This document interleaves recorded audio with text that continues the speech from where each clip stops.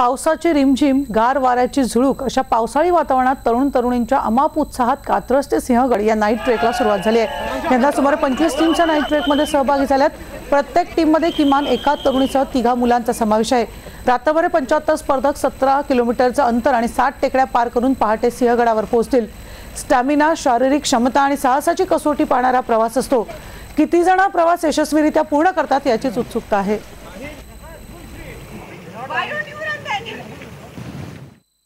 मी almost every year part घेते and it's really amazing and it's a very awesome experience, especially चिखलात आणि पावसात आणि अंधारात। It's totally different. मी पहिल्यांदा करते K2S रेस आणि आम्ही ऑल गर्ल्स टीम आहोत, सो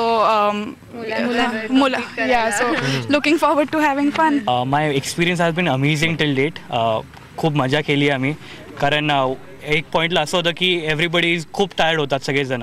सो आम्ही प्रयत्न करतो की जे बाकीचे मेंबर्स आहेत ते अजून त्यांना पुश करा आणि कम्प्लीट द ट्रॅक। ॲडव्हेंचर आहे, 15 पहाडी चढायचे आहेत आणि खूप मजा येणार आहे आणि काहीतरी नवीन बघायला मिळणार आहे। यावर्षी 15वं वर्ष आहे कात्रज टू सिंहगड या स्पर्धेचं आणि दरवर्षीसारखा यावर्षी पण रिस्पॉन्स खूप चांगला आहे।